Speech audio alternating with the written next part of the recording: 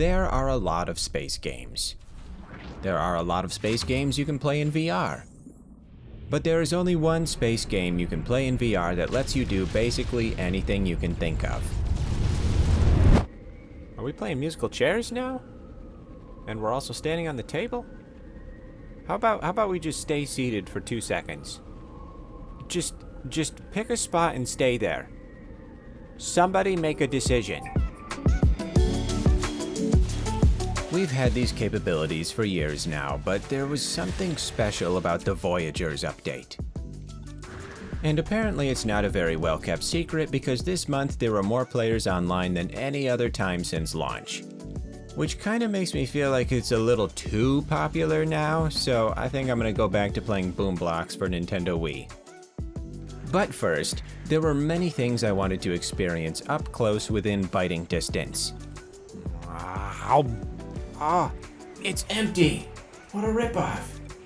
What did you do with my melon?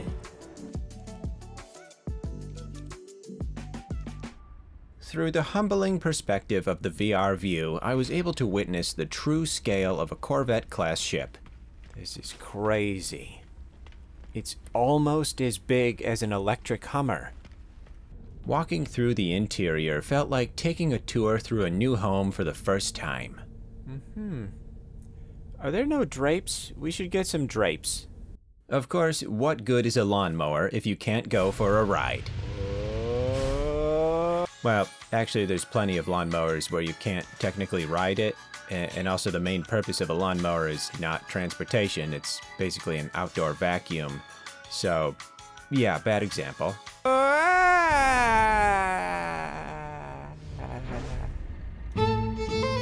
Flying in a standard ship is great. You can look around the interior and pretend you're going somewhere important and definitely not just procrastinating unloading the dishwasher. But aside from sitting in the one chair that doesn't even swivel, there's nothing else to do inside. Using your rear-facing airbags to claim the pilot seat is only a small slice of the cake in a Corvette class.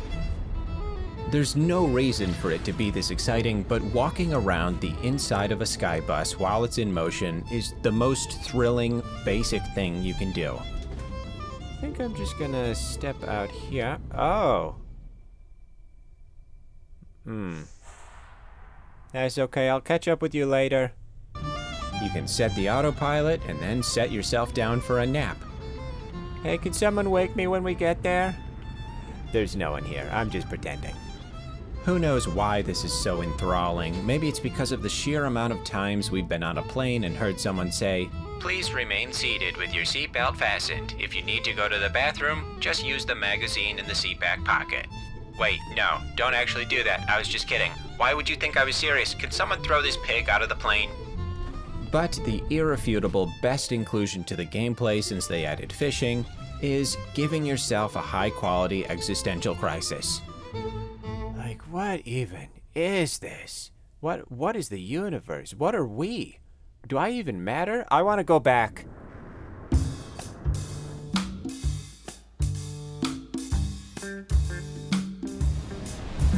It used to be you would land on a planet, teleport outside your ship, and go about your business. But now, you can make a much more satisfying touchdown. This is more than just a way to ruin your knees. This is a brand new approach to exploration. The beauty of becoming a sentient grand piano being dropped in a cartoon is that you can now make these leaps from any height. Maybe a little too high? This'll work.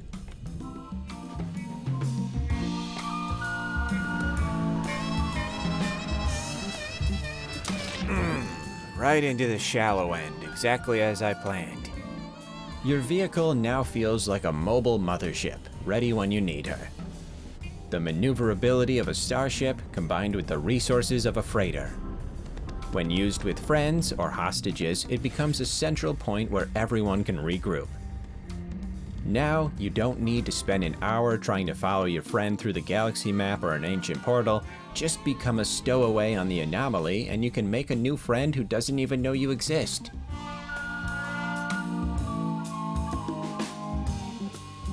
In my recent VR rendezvous that was going to be 30 minutes and turned into 4 hours, I found myself constantly distracted by the most innocuous observations. Oh, I finally get to see what's on the other side when you're teleporting.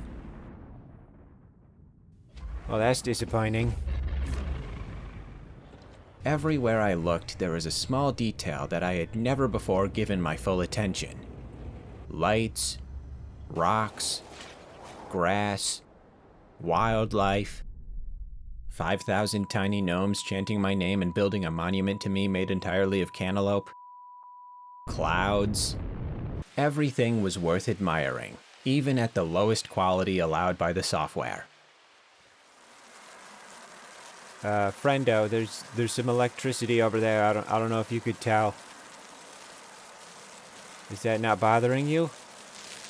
Does it just tickle? Oh. Wow, you made Thor get out of your way. Very impressive.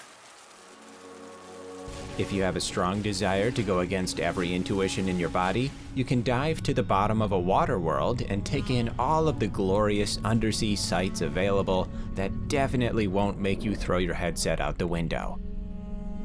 Mother, where's my mother? Hey guys, I didn't see you there. This is a good time. Little distractions like these make you glad you jumped in, but they certainly won't keep you around forever. Fortunately, the immersion of VR gives one area a particularly drastic upgrade.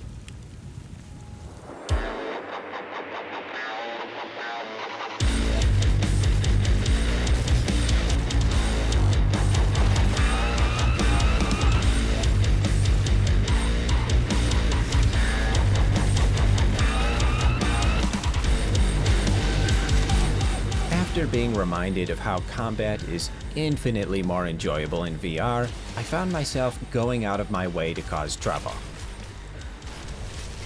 That'll learn ya. This would typically go against my natural instincts because I am a good little piggy, but there's just something about waving a real digital weapon around with the express intention of permanently shutting down a family of innocent robots even though they were just doing their job of scanning the environment or protecting a power source, and they did everything in their power to delay an aggressive counteroffensive until all methods of diplomacy were exhausted, and even then they still seemed to respond only in defensive measures and took no pleasure in engaging in a physical altercation even to protect their friends. Oh, jeez. Nah, it's still fun. Even if it's harder to land the right hit, fighting in this game is at its best inside a headset. Won't be long now. Just give in. Very good. Now that I've defeated you, I can... Oh, right. I can now dig up the chicken bones that you buried under the porch. Just like Indiana Jones. There we go, just set her down. Still kind of high up. I guess I'll get a running start.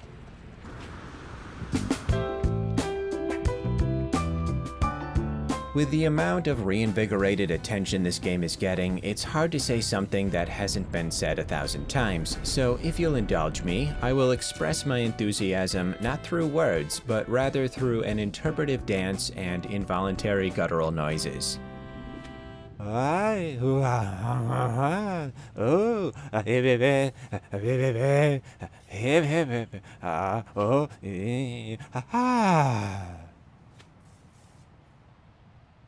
Yeah, it's a cool game.